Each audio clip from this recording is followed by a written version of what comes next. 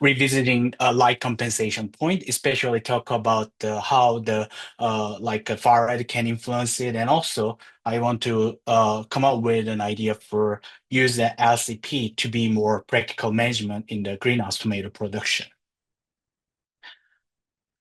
Just want to make sure that all of this research was done on behalf of the Advanced CEA project. If you don't know what is the Advanced CEA project, it's actually a really cool project funded by USDA, NIFA, SCRI. Please check it. And all of the research were done in the Ohio State University as a member of the Dr. Cherry Kubuta's lab. And the research was part of the objective 2 in that project. I want to start with what is a photosynthetic light response curve. I'm pretty sure everybody in this group are familiar with that concept, but just want to double check. So photosynthetic light response curve is simply measuring it comes with the measurement of the net photosynthesis at the varying light intensity. Usually that light intensity is related to the photosynthetically active radiation. Therefore, the unit for that commonly as a PPFD, photosynthetic photon flux density. Once you have those various measurements, then you could just simply fit into a mathematical model to have like a curve. So that's what we call the photosynthetic light response curve. The beauty of the photosynthetic light response curve is it provides a lot of information on the photosynthesis, such as a initial slope of the photosynthetic efficiency or maximum photosynthetic rate, and also light compensation point. As I already showed in my title of the slide, I will mainly talk about the light compensation point. Light compensation point is simply light intensity when the net photosynthesis is just 0 micromole square meter per second. How you can get it? Uh, Simply you can put a line from the y-axis when the PN shows the 0, and then once that line is just meeting with that curve you have, you could also just make a vertical line. So that way you can have the light compensation point. Light compensation point, or just simply LCP, uh, usually is a estimated value. And not since it's just having the 0 value, which means the of the net photosynthesis, which means it's the point that your photosynthesis and also the respiration are equal. And if we just approach that value to be more physiological perspectives, it basically gives an information that what would be the minimum light intensity that you have the a growth of the plants. With the importance of those light compensation point, that has been used very open in plant ecology study because it gives an information about what plants or how plants can tolerate to shade condition. For example, let's assume we have two different plants. One is grow under just the full sunlight, and the other one is below the other trees or the plants. To have survive, if the plants under the canopy can survive in that condition, which means it receive the light intensity above the that light compensation point. And because plants should just to try to be survive in that condition, usually they happen to have a low light compensation point compared to the plants with just the full sunlight.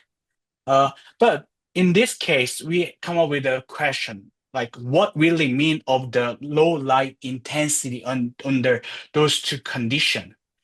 To scientifically quantify this, I would just look up the spectral change of the light under the full sun and also the shade condition. As you see here, usually the many people for the plant scientists talk about the photon from the 400 to 700 nanometer is a photosynthetically active radiation. And based on that, we could define the low light as a really the low power. Uh, and the light, the plants with under the just the full sunlight have a high power. But at the same time, if we just move our eyes toward a little bit to the left side of those right side of that graph, we do have also other light or photons, which is a farad. And the farad is commonly defined as photons from the 700 to 800 nanometer. Uh, Although the power reason, we have a significant reduction from the shade compared to the full sun. But in far-red condition, we didn't see much reduction as much as we see from the that uh, the power spectrum reduction. So in that case, uh, light source for the light response curve with only a par spectrum may underestimate or just inaccurately get the information such as a light compensation point. And and again, so like it cannot really mimic the light condition in the shade and the full sun condition because if you see the spectrum of that, still there is a far-red photon exist.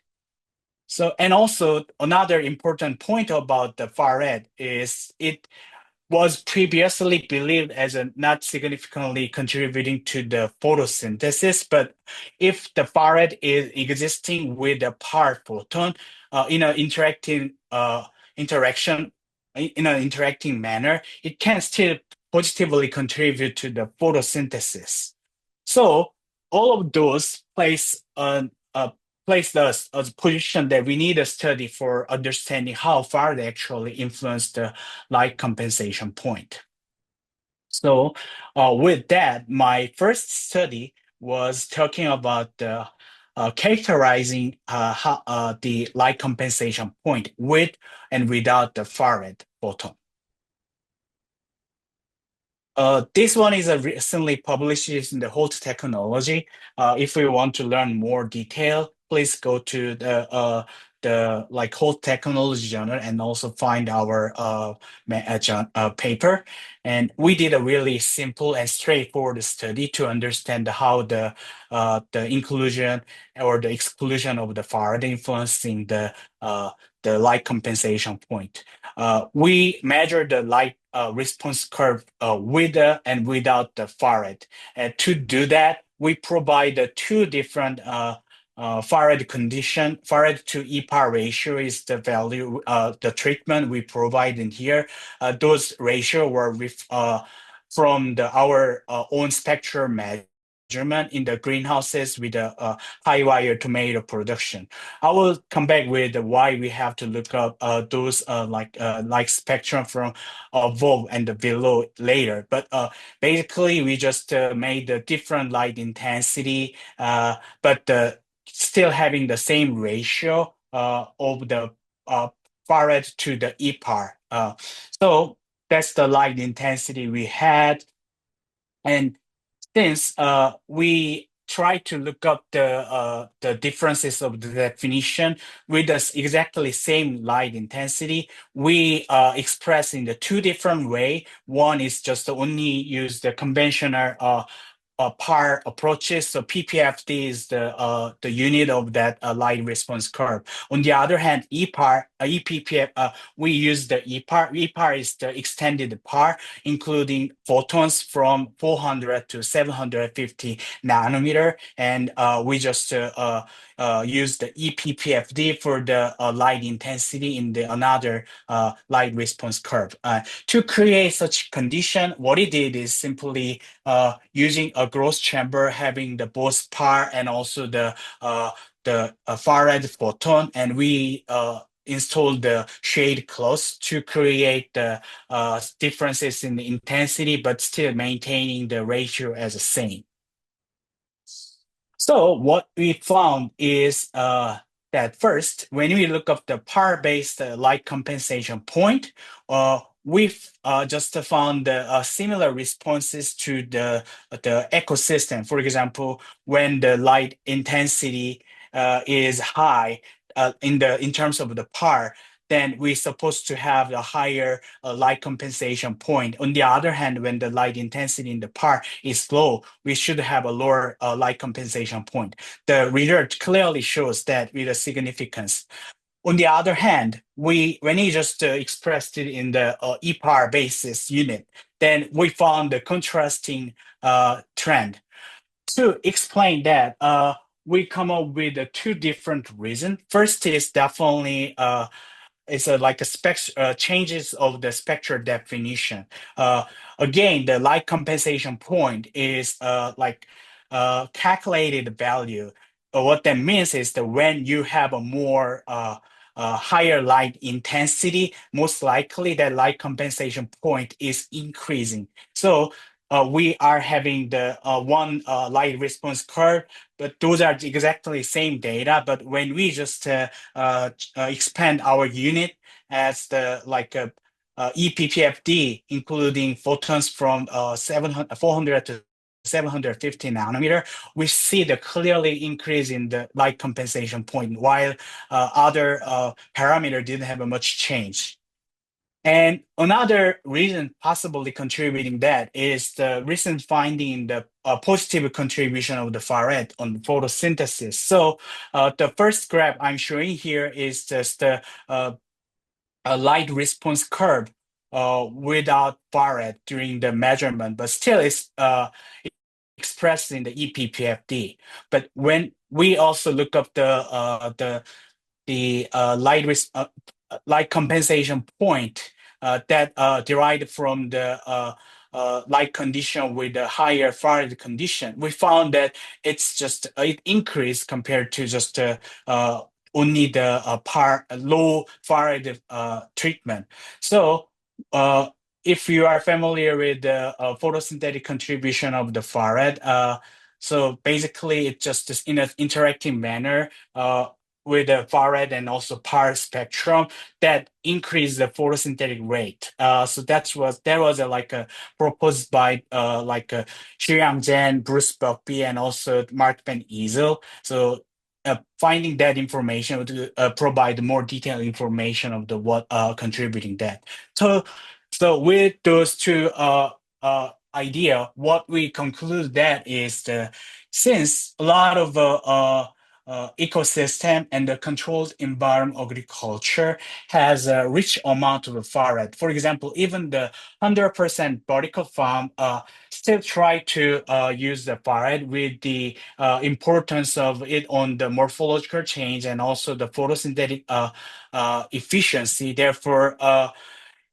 if you want to know about photosynthetic parameters under such condition, excluding Barrett, most likely misinterpret the like the value. So that was the first experiment, and with that, I want to shift the gear to the more practical side of the light compensation point. So I want to introduce the high wire tomato production in greenhouses. If you are familiar with it, that's great. But if you don't, I want to provide a little detail. So it's one of the most successful greenhouse system with a year-round crop production. Unlike the other like tomato production in the field or some of the greenhouse production, it used the indeterminate tomato cultivar. What the mean of the indeterminate tomato cultivar is simply there is no determined maximum height, therefore it just grows continuously. Interesting point of this cultivar is usually it has three leaves and also one truss and repeated pattern of it, and it so from that, what you can expect is that you may have a more easy, predictable yield from that production. So it's more suitable for the like a larger scale greenhouse production. The trade-off those system is it require a lot of labor-intensive tasks such as leaf pruning. There are more tasks like lowering the plants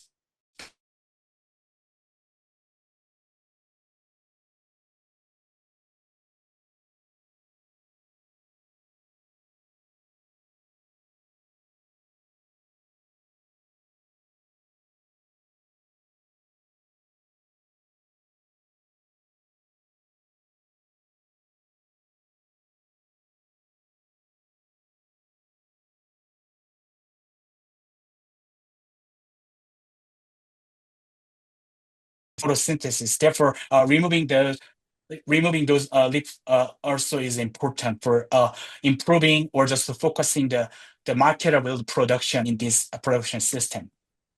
With the importance, usually conventional leaf pruning are focused on the predetermined position related to the process for the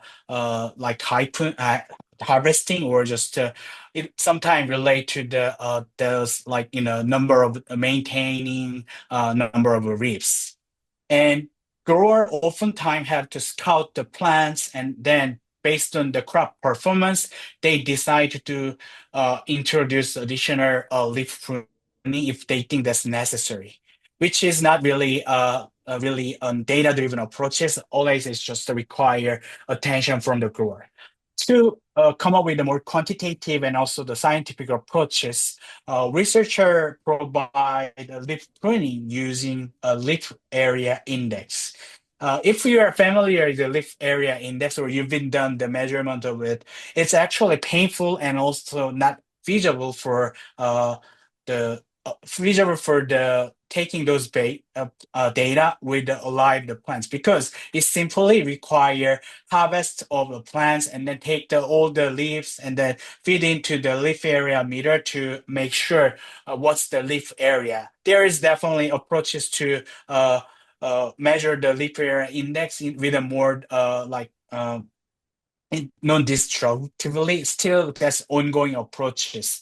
Uh, Given that, it require those like a limited gap or just a gap of uh, the study requires some more data-driven or physiology-based approaches to maintain the optimal number of the leaves in the plants.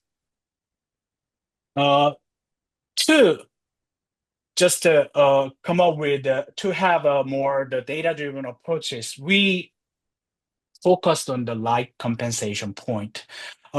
Just to remind you about the importance of a light compensation point is it provide an insight on the minimum light intensity that required for the growth. And again, the reason for the leaf pruning is simply we want to remove any leaves that consider as not contributing the plant growth. What that means is simply if we just keep all the leaves that higher than the light compensation point, so that we just on the other hand we remove the leaves that if that's the light intensity on the that uh, leaves are lower than the light compensation point, we could remove all the leaves that doesn't contributing growth. So with that approach, we come up with a new novel way of the controlling the leaf pruning, which is called data-driven leaf pruning strategy. Again, we just simply remove all the leaves when they don't contributing the growth anymore. So how we could do that? Uh, so we're gonna just remove the leaves when the light intensity below the canopy is lower than the light compensation point. To do that, simply we install a quantum sensor below the canopy and just to keep monitor that and depend on the light intensity from it, we decide to what to do. But for example, in nighttime, with the no sunlight or the no supplemental light in the greenhouses, of course we have a light intensity lower than the light compensation point. And also if the outdoor condition is a relatively like crowded, have a more clouds overcasted, or just like sun is not enough, or no supplemental light is used, it's most likely have a like fluctuation of value to the light intensity. To cancel that out, we suggest use of the weekly light integral, because in that case we can relatively free from those fluctuations. So in summary, the decision making of this leaf pruning approach is simply we compare the AAI value from the quantum sensor with the light compensation point that integrated for weekly with the photo period of that time, so that we come up with a more data-driven approaches to control the leaf pruning timing. So that requires first we need to know what is a light compensation point. For the just the power-based light compensation point, we use the Cyrus 3 with the light unit attached to it, so that we could just get the understanding of the what's the light compensation point under the canopy. By the way, the value we got is the average of the eight measurement, and we found that the average value is, and also the standard deviation or the range of it, are similar to the report from the other studies. And we also we used the light compensation with the EPAR, basically what I showed in the earlier study one. So at that moment, since we didn't have a Cyrus full with a Farad that have a light fixture with the Farad, but we just created our own light condition to get that our own light response curve. So, and with those value, we integrate that with the photo period of the 14 hours per week. Therefore, that's how we get the threshold value for the AALI to compare to be compared with the light AALI below the canopy. We did two experiments to understand how seasonal differences also influence on that. In the one of the high-tech greenhouse condition with 3 plants per square meter as a planting density. We grow the Mexiani indeterminate cherry cluster tomato. And one thing I want to, every other practice were really follow the commercial approaches with the consulting with the commercial grower. But one thing I really want to mention is the supplemental lighting. Uh, for the first experiment, we used that supplemental light since the September as the fall start and the light intensity from the sunlight is start to decrease. And for that experiment, we had two study. One is just that the data-driven approaches with the PAR, and the other one is the conventional approach to understand how this method influence the crop productivity, leaf pruning events, and also the other crop performance. Just to show some scenario of how the leaf pruning were done in this experiment. For the control, we just remove the leaves every week, 3 leaves every week. That correspond with the harvest. So, like when a truss is harvested, and we just like remove the additional 3 leaves to make sure the fruiting truss, there's no leaves on the bottom fruiting truss. The AA par approach is simply remove the 3 leaves when the AAI value is lower than the AAI LCP. One example here is that when the let's say our value is the 9 mole square meter per week. And since our threshold value is 10.2 mole square meter per week, therefore we decide to uh, introduce the leaf screening. That's the outcome of that two different leaf pruning in terms of how the weekly light interval change over the cropping cycle. So that those two arrow are indicating when the leaf pruning were initiated, and what it found is the par-based approaches shows the AALI value quite closer to uh, our light compensation point, but those changes really associate with the uses of the supplemental lighting. On the other hand, since the control just continuously removed the leaves, therefore the light intensity below the canopy in the control treatment eventually were quite higher than the threshold value we had. So that's the changes of the leaf number in those experiments. What it found is that since the supplemental light is used, therefore plants, all the leaves within the plants from that treatment still having higher light intensity than the WLI LCP. Therefore, from our leaf pruning decision making, we consider there is no need for the additional leaf pruning that resulted in the continuous accumulation of the leaf until the end of the experiment. On the other hand, control, since it's just continuously remove the three leaf per week, therefore the number of leaves were somewhat constant over the cropping cycle. And based on the change of the number of leaves, it also resulted in the significant differences in the number of the leaf pruning events during the experiment. As you see, the PAR approach significantly have lower number of the leaf pruning compared to the control. And that's how our two different treatment changed the canopy structure. In par rows, we in the earlier of the experiment, we saw there are more leaves in the control. On the other hand, after the experiment, we found that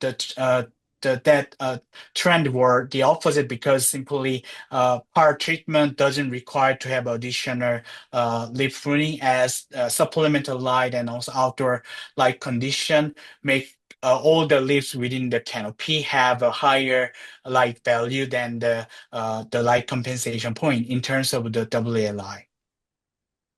And most important thing is obviously the yield.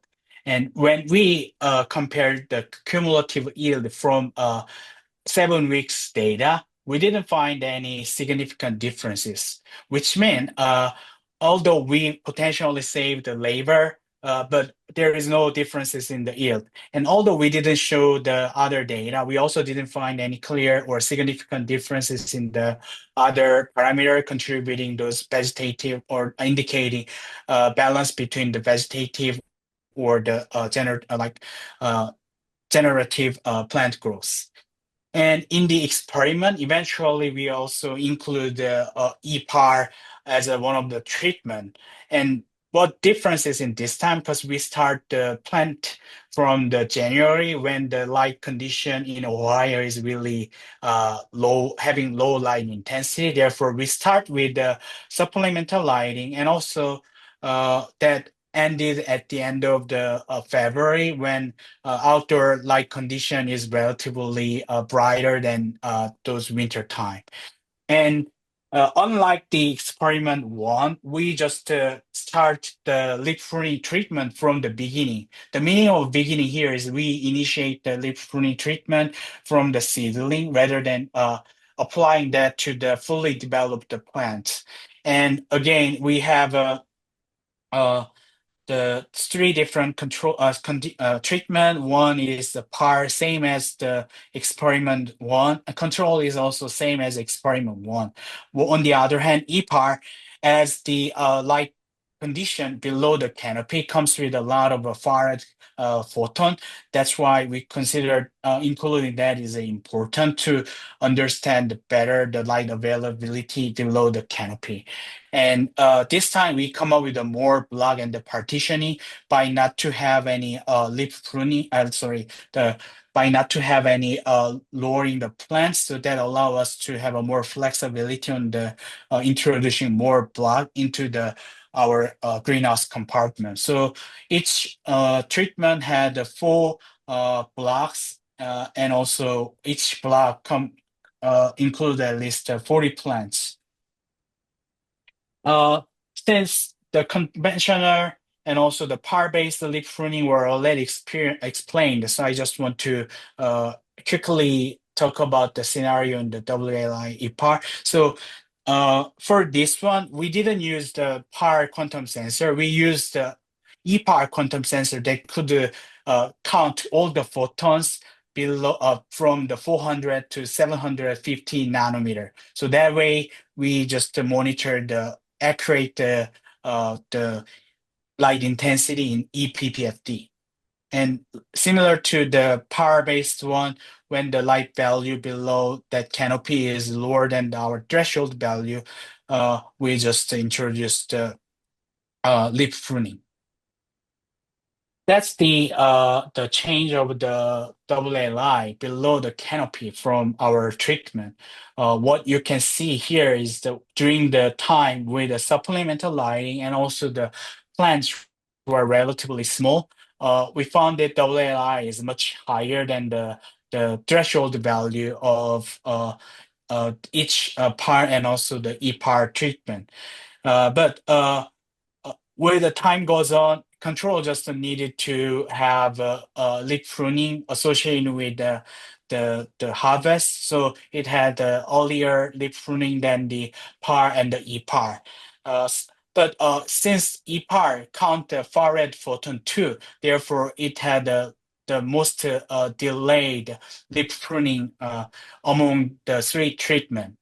And after stopping the supplemental lighting, we found that the light intensity, AAI of all of those treatment were most likely were pretty much lower than the threshold value, while EPAR was the one still having like higher value than the threshold value occasionally. That also reflected into the number of the leaves. So the the control one, as we just initiate the first leaf pruning upon the harvest, uh, it just had somewhat constant value other than just time between the middle of the February when we didn't have a harvest, therefore we didn't have to remove the this additional leaves. But for the EPAR and also PAR treatment, which found that they were somewhat overlapped with the number of the leaves, and eventually they shows clear differences toward the end of the experiment because the as the EPAR treatment had a higher light intensity than the threshold value, light compensation point. That's why it had less leaf pruning, so more leaves. But the difference is basically the three leaves, which is just making differences in one leaf pruning.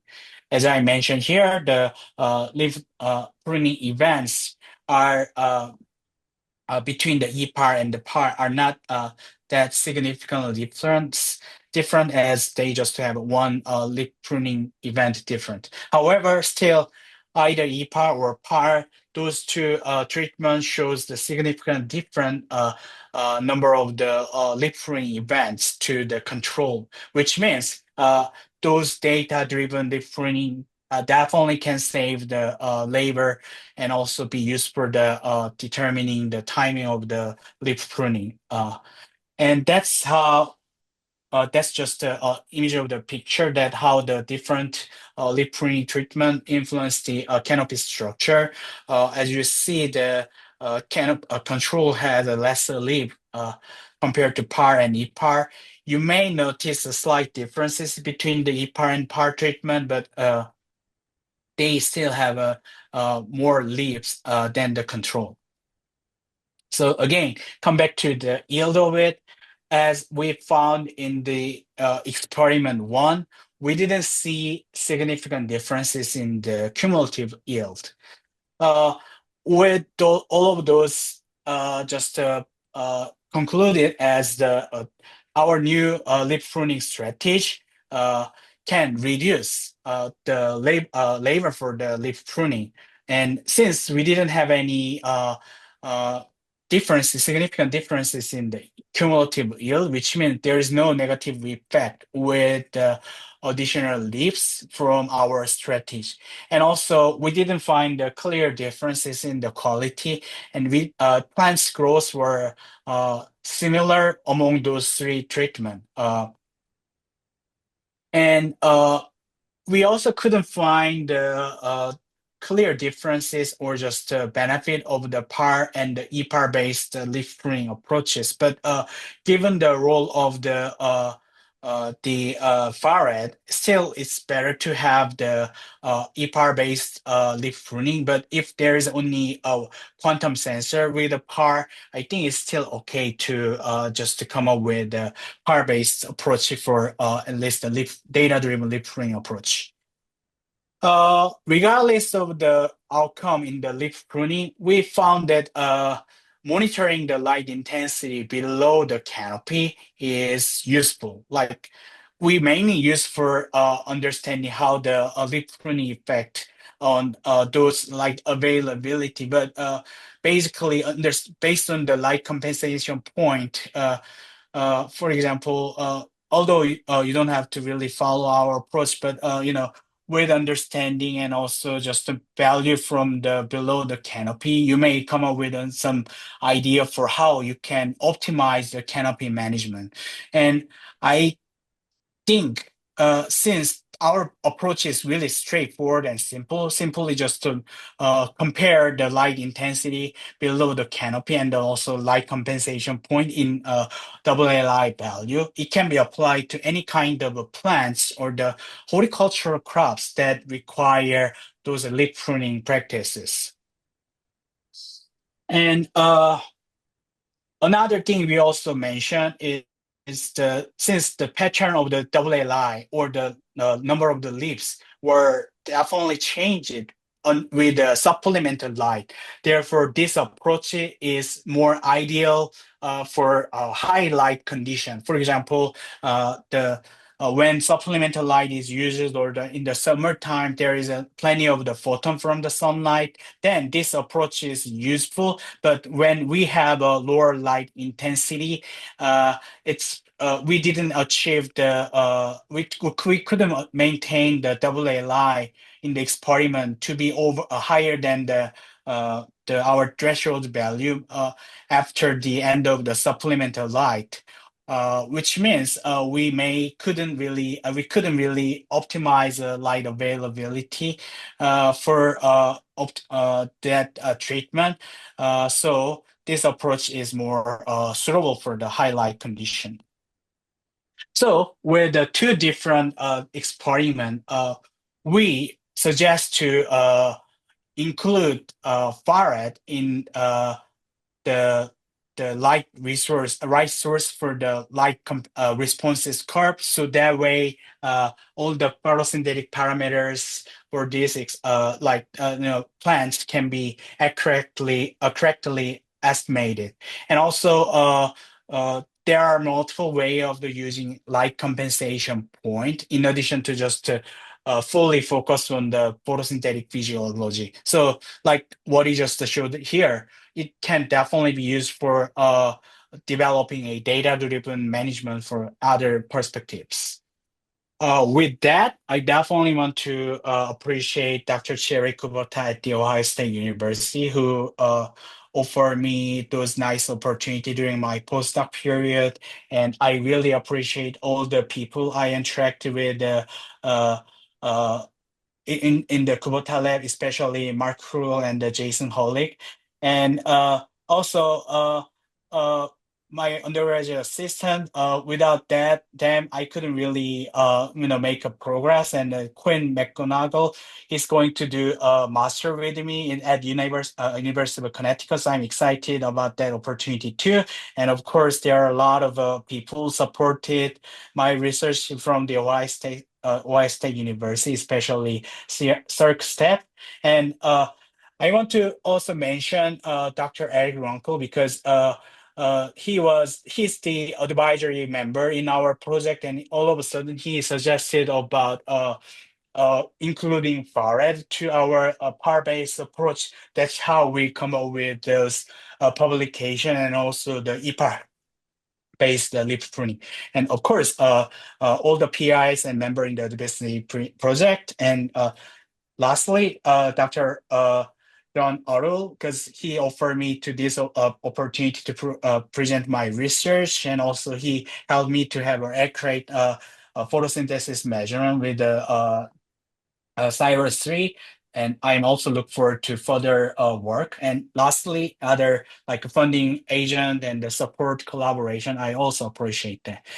With that, if you have any question, feel free to ask. Thank you. Thank you for attending the webinar. To learn more about the Cyrus 4 portable photosynthesis system, visit ppsystems.com.